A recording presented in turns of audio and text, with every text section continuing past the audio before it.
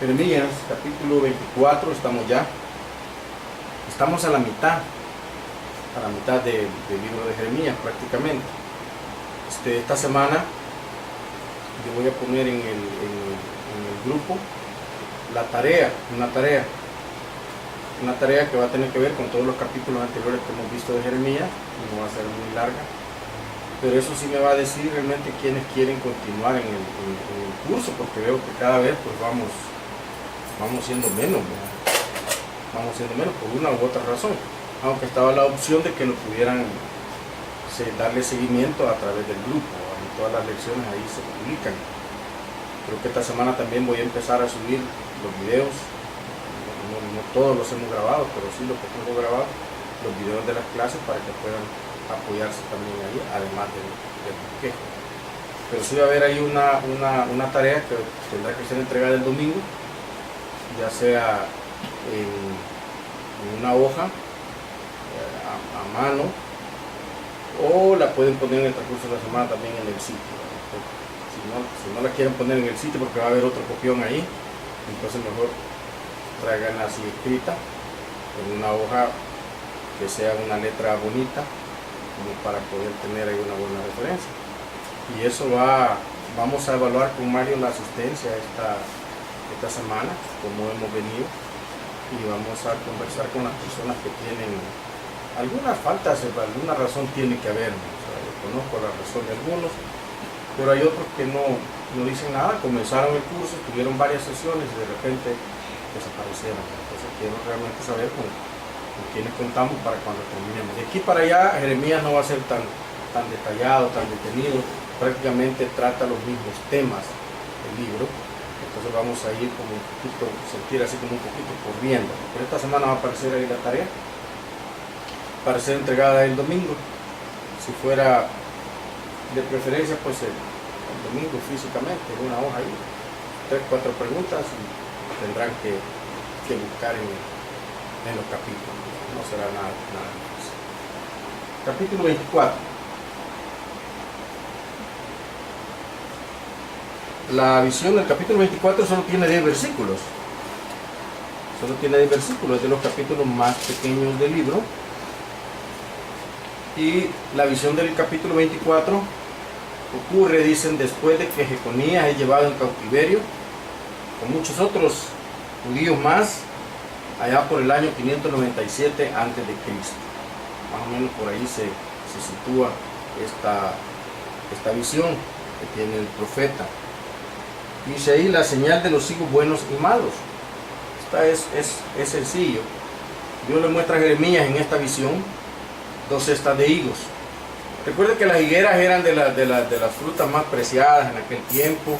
La gente, pues, Jesús mismo, cuando iba de camino con los discípulos, vio una higuera y dijo: ahora puedo comer. La higuera era un fruto muy preciado, muy bondadoso. Y entonces le presenta 2 cestas de higos. Uno con higos buenos, me imagino que eran higos grandes, con muy buena vista, y otros muy malos. Y entonces dice aquí en el versículo: después de haber transportado a Nabucodonosor, rey de Babilonia, a Jeconías, hijo de Joacim, rey de Judá, a los príncipes de Judá y los artesanos y herreros de Jerusalén, y haberlos llevado a Babilonia, me mostró Jehová 2 cestas de higos puestas delante del templo de Jehová.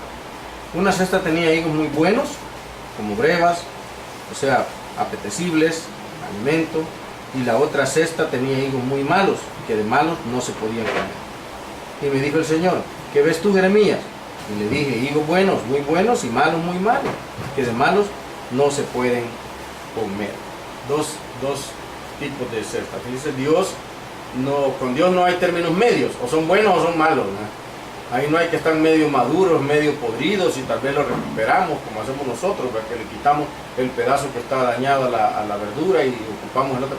¿Están buenos o están malos? Esa es la posibilidad con Dios.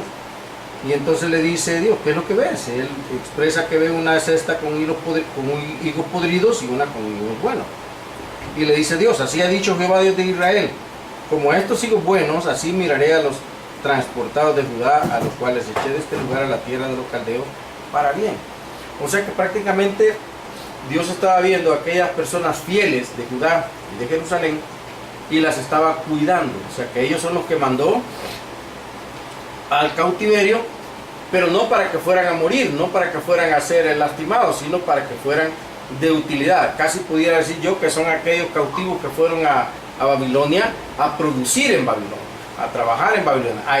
Los babilónicos explotaron esos recursos y se valieron de ellos. Y los sacerdotes, los reyes, aquellos que eran fieles, fueron igual y fueron tratados de una manera diferente a otros. Y dice, los hijos buenos son los israelitas que, obedientes a la orden de Dios, han marchado a exilio para su bien.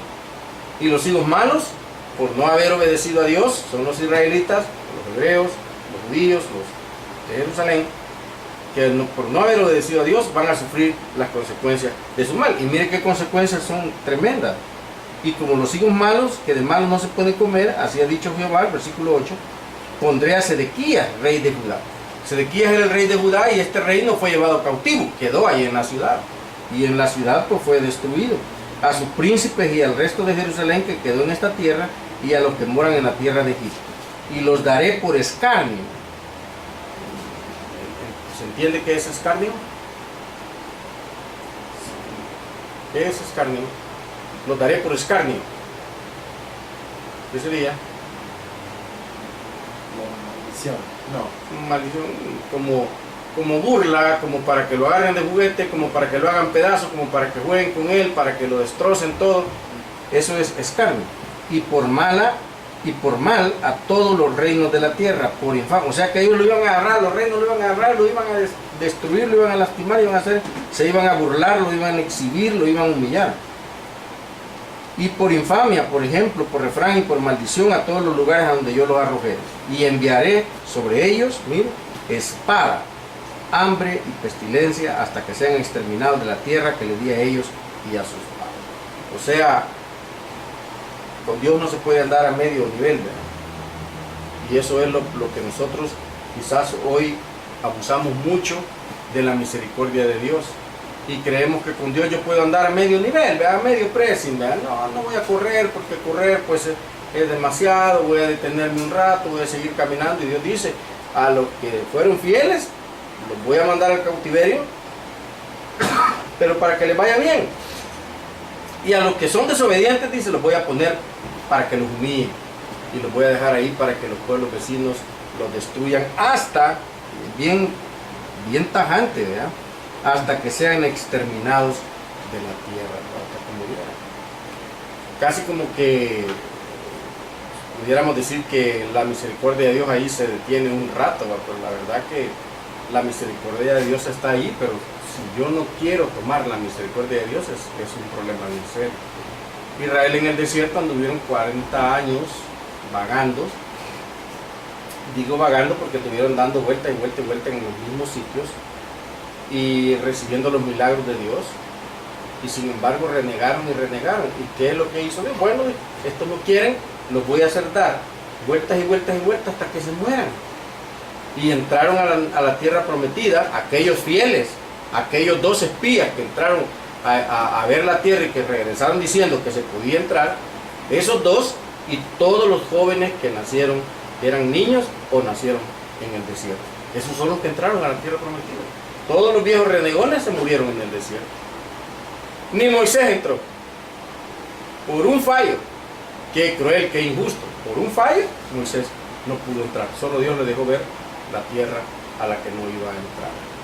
Entonces es bien tremendo. Dios dice, o sos higo bueno, o sos higo malo. Y los higos buenos son para comer, y los higos malos son para desechar, son para botar.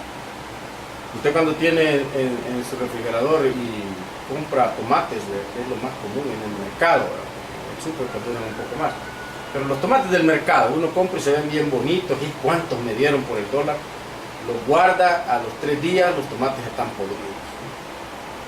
¿Y qué hacemos, verdad? A menos que tengamos pucería, los ocupamos, pero si no, yo los boto. Porque un tomate dañado comienza a dañar al otro, y de repente tengo toda la bolsa dañada. Y son cosas que no puedo consumir porque están contaminadas.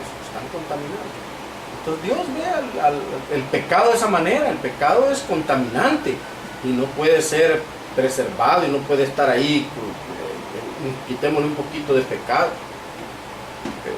O sos hijos buenos o sos hijos malos. Y los hijos malos van a ser destruidos y los hijos buenos van a ser preservados. Esa era en el capítulo 24 lo que Dios dice. ¿Sos obediente o no sos obediente? Y eso es lo que a veces nos cuesta entender. Capítulo 25. Capítulo 25, la profecía que se da en este capítulo 25, lleva una fecha anterior. Fíjense que por eso que decimos que la Biblia no es un libro cronológico. No es un libro que va día tras día, lunes, martes, miércoles, jueves, viernes, sábado y domingo, vuelve a... Hay momentos en que da saltos hacia atrás, hay momentos que da saltos hacia adelante, porque es una historia escrita. Entonces lleva una fecha anterior de los capítulos que le anteceden. Y fue dada, dice, en el primer año de Nabucodonosor, en el 605 antes de Cristo. Aquel año en que comenzó la espada desenvainada, la espada de Dios, a hacer justicia. Y dice el capítulo 25, palabra que vino a Jeremías acerca de todo el pueblo de Judá en el año cuarto de Joachim, hijo de Josías, rey de Judá, el cual era el año primero de Nabucodonosor, rey de Babilonia. O sea, esta historia que cuenta aquí es anterior a la otra. Si usted ve la anterior, está fechada ahí en el año 597 antes de Cristo. Y esta está fechada en el año 605. Entonces es al revés, vean. Pero 605 es después de 597, son 8 años de diferencia. Sí, pero esos son, cuando estamos antes de Cristo, venimos en conteo descendente. Cuando el 605 es antes del 500, porque venimos 600, 599, 500, 400, hasta llegar al año 0 y arrancamos otra vez con el año 1 después de Cristo. Entonces el 605 es antes del 500. Es cuando prácticamente Dios comenzó a hacer justicia a través de Nabucodonosor con su pueblo. Una revisión de las profecías que habían sido comunicadas a Dios encontramos aquí en el capítulo 25, por muchos años atrás, por medio de Jeremías y otros profetas. Y se puede ver la poca atención que el pueblo le había dado a estas profecías. Mire, dice, la cual habló, dice la palabra, la profecía, el profeta Jeremías a todo el pueblo de Judá y a todos los moradores de Jerusalén. Desde el año 13 de Josías, hijo de Amón, rey de Judá, hasta este día, que son 23 años, ha venido a mí palabra de Jehová. Y he hablado desde temprano y sin cesar, pero no oíste. Qué tristeza que no es que nadie les haya hablado. O algunas personas pudieran poner como excusa, es que yo no sabía, a mí nadie me dijo. El profeta estuvo hablando constantemente y nadie le hizo caso. Me impresionó, no se me olvida, esa frase se me quedó marcada aquí, cuando dijeron, por gusto es que nos hablas, profeta, ¿verdad? Nosotros vamos a hacer los deseos malignos de nuestro corazón, ¿verdad? Y sea bien tremendo, ¿verdad? Aquí se está recordando de esa actitud. Del versículo 1 al 7, ahí está hablando de esas profecías. Del versículo 8 en adelante está una clara amenaza de destrucción a Judá y a Jerusalén de parte del rey de Babilonia. Dice, y por tanto se ha dicho Jehová de los ejércitos, por cuanto no habéis oído mis palabras, dice Dios, he aquí enviaré y tomaré todas las tribus del norte, dice el Señor, y a Nabucodonosor, rey de Babilonia.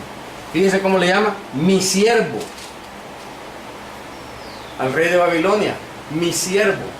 ¿Qué quiere decir esto? Mi instrumento. Yo lo voy a usar para glorificar mi nombre y para hacer justicia. O sea, Dios lo utiliza, aunque no era hebreo, no era judío. Y los traeré contra esta tierra y contra sus moradores y contra todas estas naciones en derredor. Los destruiré y los pondré por escarnio, por burla, en desolación perpetua. Y haré que desaparezca de entre ellos la voz de gozo y la voz de alegría, la voz de desposado y la voz de desposada, ruido de molino y luz de lámpara. Mire qué tremendo. Y toda esta tierra será puesta en ruinas y en espanto, y servirán estas naciones al rey de Babilonia 70 años. 70 años.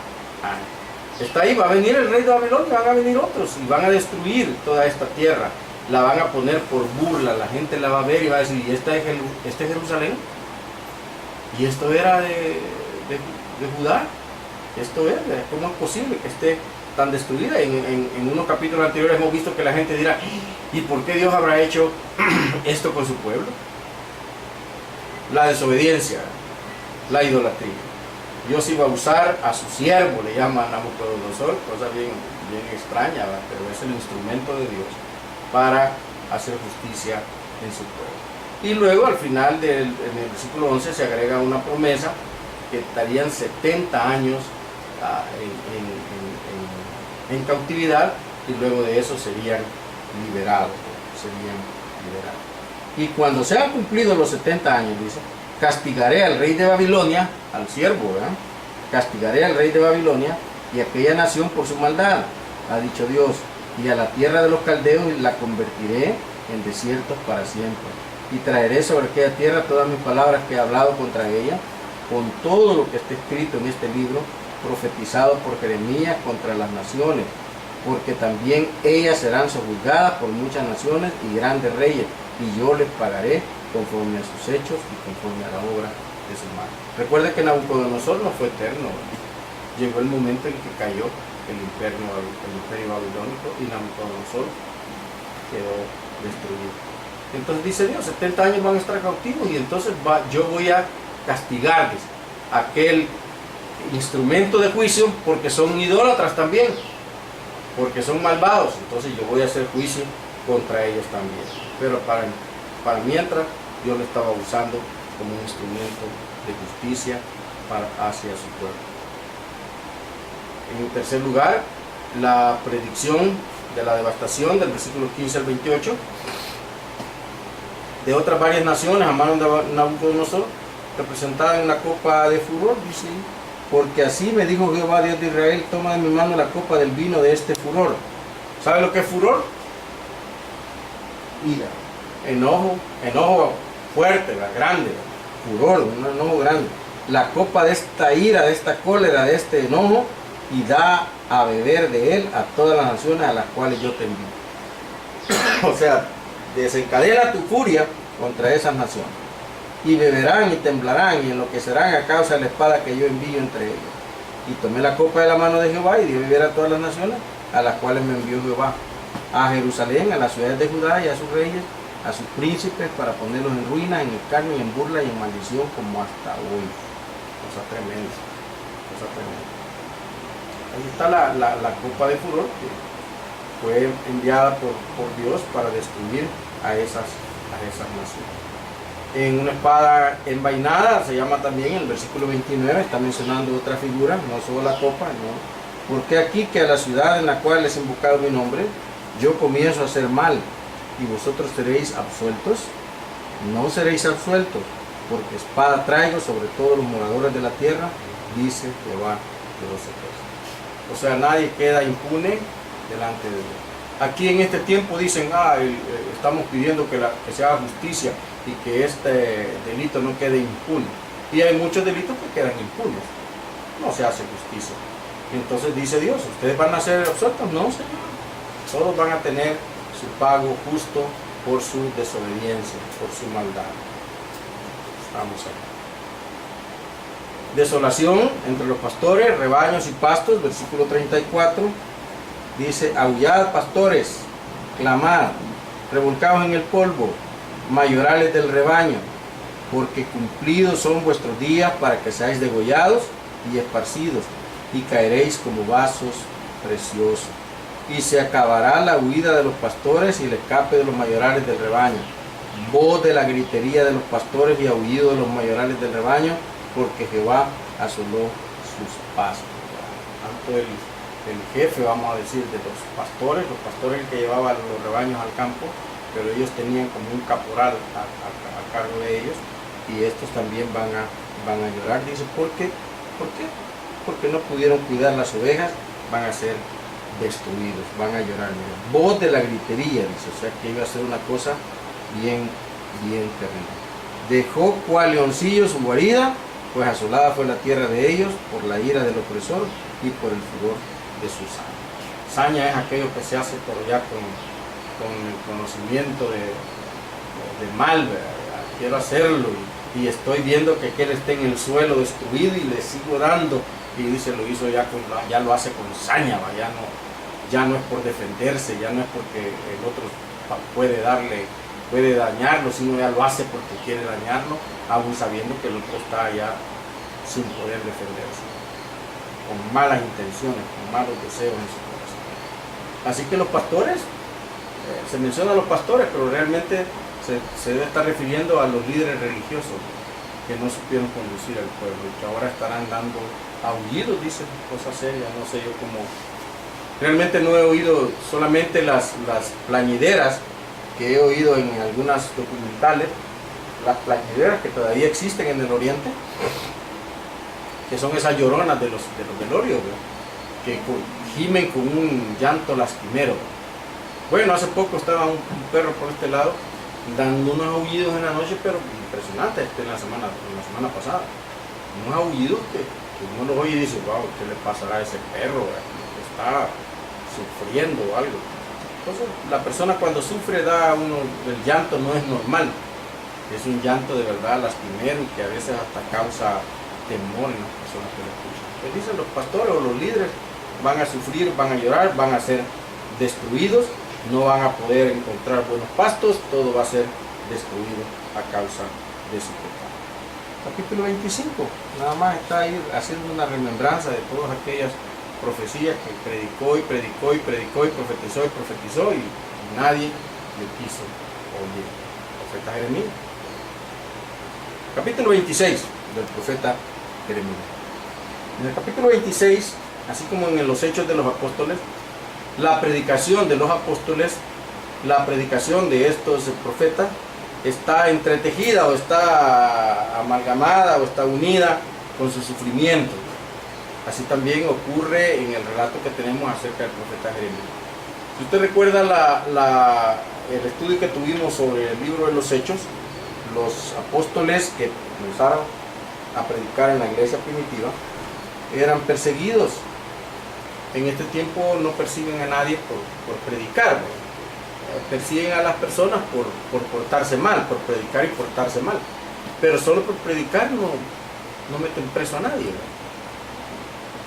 El caso que no sucede así allá en el oriente, algunas naciones del oriente, el predicar a Jesucristo es un delito que implica la muerte misma para la persona.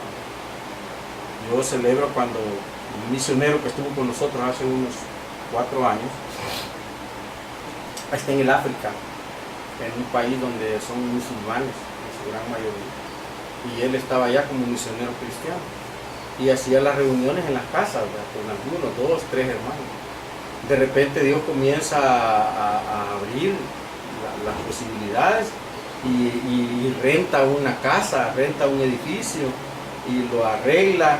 Y el hombre se ha ganado tanto la confianza de la comunidad y del liderazgo del lugar donde él vive, que hoy tiene una iglesia cristiana y predica libremente y tiene una congregación bastante bonita y es algo impresionante ver cómo Dios lo está bendiciendo en esas naciones que son extremistas. Entonces aquí en la época de los apóstoles, cuando ellos hablaban de Jesús, eran perseguidos, eran encarcelados. Muchos de ellos se dice que fueron muertos de una manera bien difícil.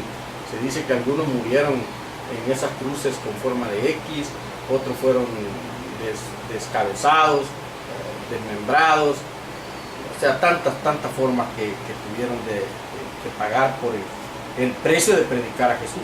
En el caso del profeta aquí, dice del versículo 1, en el principio del reinado de Joachim, hijo de Josías, rey de Judá, vino esta palabra diciendo, así ha dicho Jehová, ponte en el atrio de la casa de Jehová y habla a todas las ciudades de Judá. Está diciendo a Jeremías, que vienen para adorar en la casa de Jehová, todas las palabras que yo te mandé, hablarles. No retengas palabras. Quizás oigan y se vuelvan cada uno de su mal camino. Y me arrepentiré yo del mal que pienso hacerle por la maldad de sus obras, dice Dios. Les dirás pues, así ha dicho Jehová, si no me oyereis para andar en mi ley, la cual puse entre vosotros, para atender a las palabras de mis siervos los profetas, que yo os envío desde temprano y sin cesar, a los cuales no habéis oído, yo pondré en casa como Silo, yo pondré esta casa como Silo, y esta ciudad la pondré por maldición a todas las naciones de la tierra. Jeremías estaba predicando y Dios le dice, no prediques nada que yo no te diga. Ni prediques más ni prediques menos. No digas más de lo que yo te digo, ni digas menos de lo que yo te digo. Di exactamente lo que yo te digo. quizá te oigan. Y entonces yo me arrepienta del mal que les voy a hacer. Pero si no te oyen, pues entonces yo voy a poner esta casa como silo. ¿Sabe lo que es un silo? ¿No saben lo que es un silo? Cuando van aquí enfrente de... Un silo es una bodega de granos, ¿verdad? Eso como un... ¿Ha visto cuando va por enfrente del Molsa? Al lado izquierdo hay una empresa que empaca granos básicos. Entonces ahí tienen ellos unos grandes tanques. A la vista puede parecer un tanque de agua, pero esos tanques están llenos de granos. Y tienen un motor que chupa, voy a decirlo así, ¿verdad? Chupa los granos, los lleva y los mete en el saco y los envasa. Entonces silos son donde se guardan los granos. Es lo que utilizó José en Egipto para guardar todos los granos de 7 años de bonanza. Y tenía silos por todos lados del país llenos de granos. ¿Y qué es lo que pasa con los silos? Los silos se abren y empieza a salir el grano y se lo llevan. Entonces dice, yo voy a ponerlos así como silos. Todo lo bueno que tengan se lo va a llevar otra gente. No les va a servir a ellos. De nada les va a servir. Así que todos los demás se van a aprovechar de ellos. Nada más. Del versículo 7 en adelante, dice ahí, es lo cruel que perseguían a los sacerdotes y profetas. Y los sacerdotes, los profetas y todo el pueblo oyeron a Jeremías hablar estas palabras en la casa de Jehová. Y cuando terminó de hablar Jeremías todo lo que Jehová le había mandado que hablase a todo el pueblo, los sacerdotes y los profetas y todo el pueblo le echaron mano diciendo, de cierto morirás, de cierto morirás. ¿Por qué has profetizado en nombre de Jehová diciendo, esta casa será como Silo y esta ciudad será asolada hasta no quedar morador? Y todo el pueblo se juntó contra Jeremías en la casa de Jehová. Y los príncipes de Judá oyeron estas cosas y subieron de la casa del rey a la casa de Jehová y se sentaron en la entrada de la puerta nueva de la casa de Jehová. Entonces hablaron los sacerdotes y los profetas a los príncipes y a todo el pueblo diciendo, en pena de muerte ha incurrido este hombre, porque profetizó contra esta ciudad, contra vosotros, como vosotros habéis oído con vuestros oídos. Mire qué tremendo. Habló la palabra de Dios y por hablar la palabra de Dios lo agarran y lo condenan prácticamente a muerte. Por eso dice que se parece a lo que sucedió en el libro de los Hechos, ¿verdad? Que por hablar la palabra de Dios ellos eran castigados. Pero sigue en el versículo 12, ¿verdad? ¿Qué actitud fue la de Jeremías? Entonces dice, y habló Jeremías a todos los príncipes.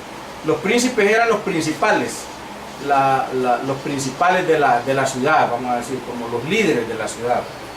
Y habló Jeremías a todos los príncipes y a todo el pueblo, diciendo, Jehová me envió a profetizar contra esta casa y contra esta ciudad todas las palabras que habéis oído. Mejorad ahora vuestros caminos y vuestras obras, y oíd la voz de Jehová vuestro Dios, y se arrepentirá Jehová del mal que ha hablado contra vosotros. En lo que a mí toca, he aquí estoy en vuestras manos. Haced de mí como mejor y más recto os parezca, mas sabed de cierto que si me matáis, sangre inocente echaréis sobre vosotros y sobre esta ciudad y sobre sus moradores, porque en verdad Jehová me envió a vosotros para que dijese todas estas palabras en vuestros oídos. Mire qué cosa más tremenda. Qué actitud tomaría un cristiano en este tiempo. Lo agarran y dicen, bueno, como tú estás hablando en contra de la gente y van a decir que te vamos a meter preso y te vamos a matar. Arrepiéntete. Quizá en este tiempo algunos se arrepentirían, pero miren la actitud de Jeremías, hagan conmigo lo que ustedes quieran. Si ustedes me matan, ustedes echarán sobre sí mismos sangre inocente. Y eso era bien delicado en aquel tiempo. En aquel tiempo, si alguien mataba a un inocente, echaba esa sangre sobre él y tenía un juicio de Dios sobre él. Entonces, Jeremías está hablando aquí con valentía, con convicción de que estaba hablando de parte de Dios y no era él el que estaba hablando. Tremendo, ¿verdad? Del 16 al 19 dice, y dijeron los príncipes y todo el pueblo, los sacerdotes y profetas, no ha incurrido este hombre en pena de muerte, porque en nombre de Dios nuestro Dios nos ha hablado. Entonces se levantaron algunos de los ancianos de la tierra y hablaron a toda la reunión del pueblo diciendo, Miquea de Moreset profetizó en tiempos de Ezequías, rey de Judá, y habló a todo el pueblo de Judá diciendo: así ha dicho el Señor de los ejércitos, Sión será arada como campo, y Jerusalén vendrá a ser montones de ruinas, y el monte de la casa como cumbres de bosque. ¿Acaso lo mataron Ezequías, rey de Judá, y todo Judá? No temió a Jehová y oró en presencia de Jehová, y Jehová se arrepintió del mal que había hablado contra ellos. ¿Haremos pues nosotros tan gran mal contra nuestras almas?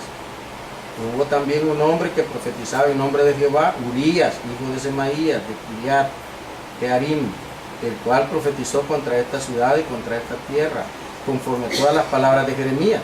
Igual que lo que está profetizando Jeremías, lo profetizaron antes, les está diciendo aquí. Y oyeron sus palabras el rey Joachim y todos sus grandes y todos sus príncipes, y el rey procuró matarle, entendiendo lo cual Urías tuvo temor y huyó a Egipto. Y el rey Joachim envió hombres a Egipto, a Elnatán, hijo de Acbor, y otros hombres con él a Egipto, los cuales sacaron a Urías de Egipto y lo trajeron al rey Joachim, el cual lo mató a espada y echó su cuerpo en el sepulcro del vulgo. Pero la mano de Icam, hijo de Safán, estaba a favor de Jeremías para que no lo entregasen en las manos del pueblo para matar. Dios siempre envía a alguien que lo protegía. Jeremías, hemos visto en algunas ocasiones, ha sido objeto de la burla, del sufrimiento por hablar de parte de Dios. Aquí está amenazado de muerte, aun cuando hay algunos que lo defienden y recuerdan otros profetas que hablaron lo mismo que está hablando Jeremías y no los mataron, dice. Entonces, al contrario, se arrepintieron. ¿Por qué no podemos hacer lo mismo nosotros? Sin embargo, hay otros que quieren destruirlo. Pero Dios siempre envía a alguien para que lo defienda. Y dice ahí que no, la mano de Icam, hijo de Safán, estaba a favor de Jeremías y no iba a permitir que lo entregaran para matar. Así es que, aunque Urías, otro profeta, murió a manos de Joachim, Jeremías halló quienes lo ayudan. Está hablando ahí de un profeta que huyó, lo fueron a buscar, lo mataron por profetizar, pero no fue el caso de Jeremías, no fue el caso de Jeremías. Dios estaba enviando a alguien para que cuidase a Jeremías y que pudiera él seguir vivo. Y envió ahí a este hombre llamado Ahicam, hijo de Safán. Entonces Jeremías estaba predicando nada más lo que Dios le dijo que predicara, y eso es lo que nosotros debemos hacer. No es bueno andar inventando cosas. Por eso es que yo siempre recomiendo que si usted quiere conocer de la Biblia, venga a su iglesia y aprenda aquí en su iglesia, porque una vez va a encontrar argumentos, comentarios en otro lado que se apartan de lo que la Biblia dice, y entonces nos confundimos y empezamos a hacer doctrina de cosas que realmente no son doctrina. Y de repente hay hasta iglesias hay ahora porque a alguien se le ocurrió que iba a hacer un estudio bíblico y empezó a estudiar y fueron agarrando más estudiantes, jóvenes estudiosos, universitarios, hasta que habían formado una iglesia que es bastante fuerte en el mundo entero, pero que está totalmente alejada de lo que la Biblia dice. Incluso han hecho su versión de la Biblia, como ellos la interpretan. Pero la palabra es la palabra, y lo que usted y yo tenemos que hablar es la palabra. No podemos cambiarla, no podemos modificarla, ni agregarle, ni quitarle. Por eso a mí me impresionó cuando un señor Durón, no sé si todavía está vivo, el señor Durón era en ese momento el director de sociedades bíblicas.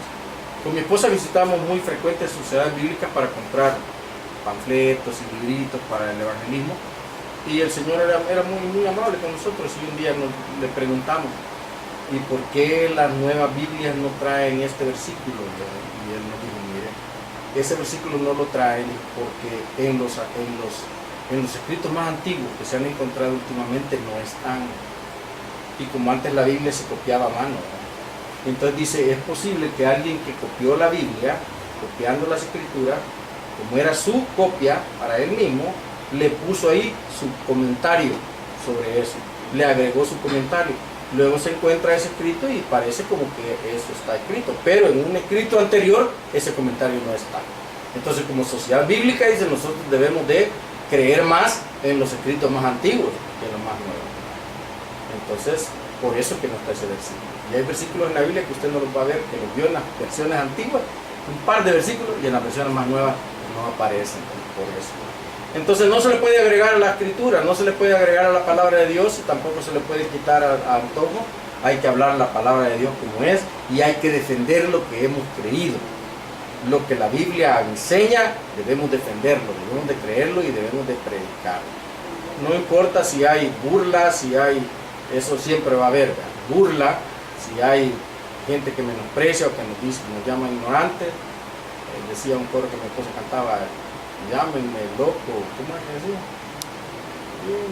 Loco, no sé qué era, le decían loco, a los cristianos le llamaban locos.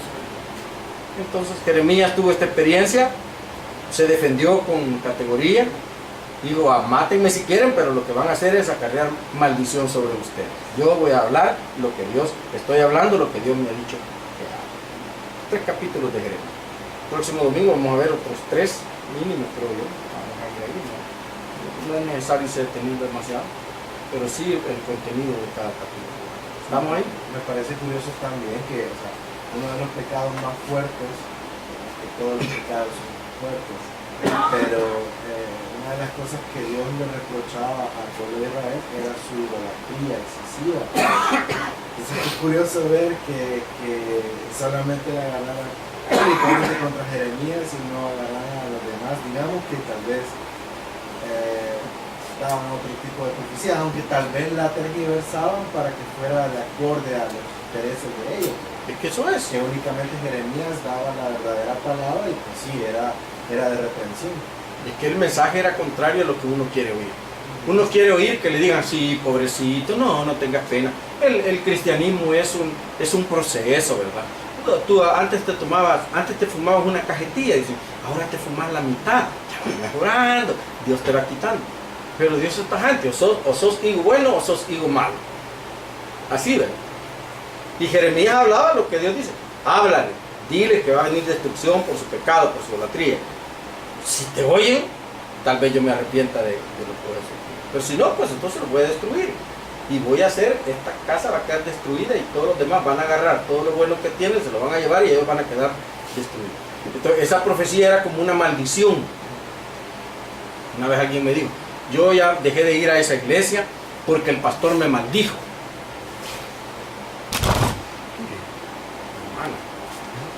Porque el pastor me maldijo. Entonces dice el pastor, habló, él le preguntó al pastor, porque esa persona no quería diezmar. Esa persona no quería diezmar. Le habían contado que diezmar no era bíblico. Entonces dejó de diezmar. Y entonces le dijo el pastor, mire hermano, lo que la Biblia dice sobre eso es que cuando no diezmamos y no ofrendamos le estamos robando a Dios. Así que cuando usted no lo hace, porque podemos poner bien argumentos, ¿verdad? Quizás de verdad voy a prepararme pronto para dar una clase sobre esto. Porque podemos poner cualquier argumento. Yo tengo que pagar esto, tengo una gran deuda, no me alcanza, estoy preparándome para mi futuro, me voy a casar y tengo que ahorrar y entonces no me alcanza para diezmar. Y uno a veces piensa que 30, 40 pesos que va a diezmar lo va a dejar pobre. Realmente no, nadie queda pobre. ¿Cuánto nos gastamos en una salida a la Plaza Mundo, al cine? Pues ustedes van al cine, ¿cuánto gastan? 6 pesos vale la entrada. 10 pesos valen las palomitas y las sodas que se comen ahí. El viaje de ida y de regreso y alguna otra cosita que se come ahí gastan mínimo $20 en una sentada en el cine. Pero no duele dar $20 a la casa del Señor. Y a veces pensamos, no, es que si yo doy estos $20 no me va a alcanzar para pagar. Entonces es un argumento falso. Entonces el pastor le dijo, usted está cargando maldición sobre su vida si no lo hace. Y mire lo que dice, malditos sois con maldición. Ay, me maldijo. No, el pastor no maldijo. Me maldigo yo cuando no lo hago. Por eso dice ahí, ¿ve? Ustedes van a echar maldición sobre su vida. Ustedes me van a matar a mí, que soy justo, van a echar sangre inocente sobre ustedes y van a cargar maldición. Entonces hay muchas cosas que nosotros dejamos de hacer. Y cuando nos dicen la palabra clara como está escrita ahí, porque muchos argumentos van a encontrar en el internet, más que todo en el internet. que sí, que son unos ladrones, que no sé qué, y empiezan a hablar un montón de cosas, que no deberían de hacer eso, que son unos vivos, que le roban el Cristo a la gente. Pero realmente, ¿qué dice la Biblia? Pues la Biblia es solo el Nuevo Testamento, o solo los versículos que son de bendición para mi vida, o también la Biblia es esos versículos que me exhortan a ser fieles a Dios.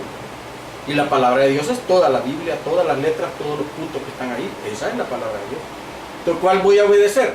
Una parte nada más, la que me conviene, que es lo que Israel hacía. Ah, no, el profeta viene y nos habla bien feo, matémoslo. Ah, no, el pastor viene y me habla bien feo, me voy para otro lugar. Esa es la actitud que muchos podemos tomar. Pero, como no está viendo Dios, pues, la obligación nuestra es decir la palabra como está ahí. A mí, en relación al diezmo, no me gusta inventar nada. En relación al pecado, decía, el pecado es pecado, se llama pecado y no tiene niveles ni colores. El mismo pecado es dejar de hacer lo que yo tengo que hacer en mi casa, como dejar de hacer lo que tengo que hacer en la casa del Señor, como dejar de hacer las cosas que yo debo de hacer y dejar de ser ejemplo. Eso es pecado igual. Pecado le contesto mal a mi mamá, a mi papá. Pecado yo soy grosero con mi esposa. Pecado si no llevo el alimento a mi casa para mis hijos. Pecado si yo estoy dejándome llevar por la lascivia. Es pecado.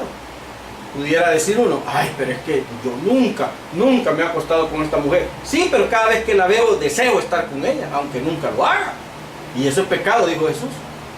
¿Habéis oído de que el adúltero? Yo les digo, cualquiera que solo la mira y la codicia en su corazón ya pecó. O sea que el Nuevo Testamento es más estricto todavía, ¿va? Si queremos hablar de esa manera. Entonces el profeta hablaba la palabra de Dios, ¿verdad? Claro, a muchos no les gusta oír la palabra de Dios.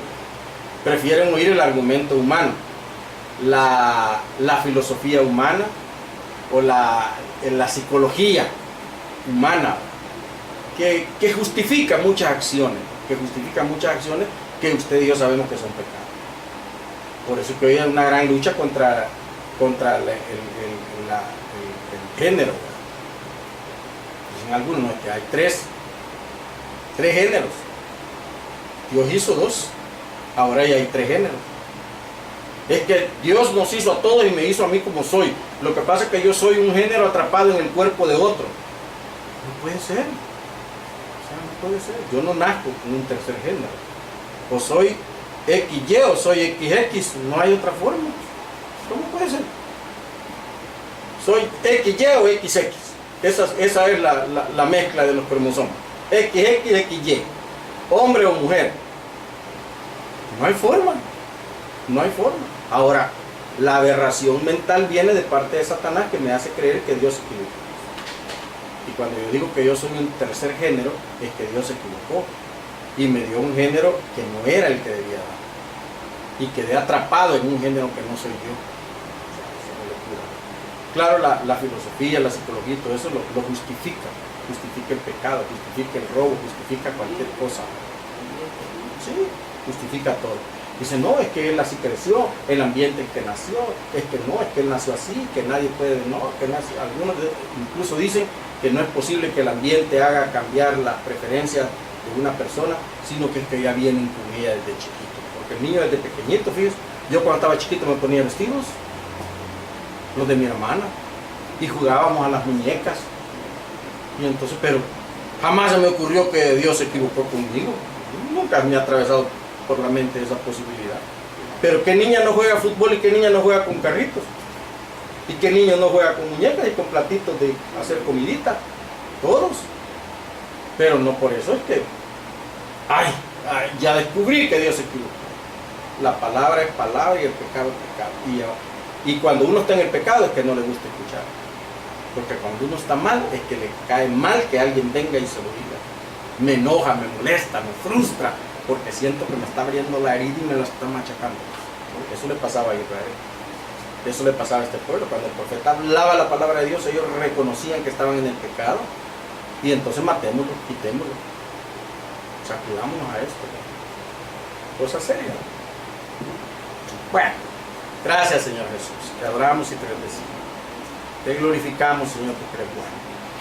Ayúdanos a ser fieles, Señor, y a escuchar tu palabra, a ponerle atención, a ponerle cuidado, a ser fieles contigo, a ser fieles con nuestra familia, a ser fieles con nuestra iglesia, a ser fieles en el trabajo, en el estudio. Ayúdanos a ser fieles en cada tarea que nos propongamos, Señor, desarrollar. Ayúdanos, Señor Jesús, a ser ejemplo para las naciones, para la gente alrededor de nosotros, de cómo debe actuar y cómo debe vivir una persona cristiana. Que tu palabra sea de bendición para nosotros y que cuando una maldición se oiga a través de ella, que esa maldición no sea para nuestra vida, porque nosotros estamos haciendo lo correcto. Gracias, Señor, te adoramos y te bendecimos en el nombre glorioso de Jesús. Amén.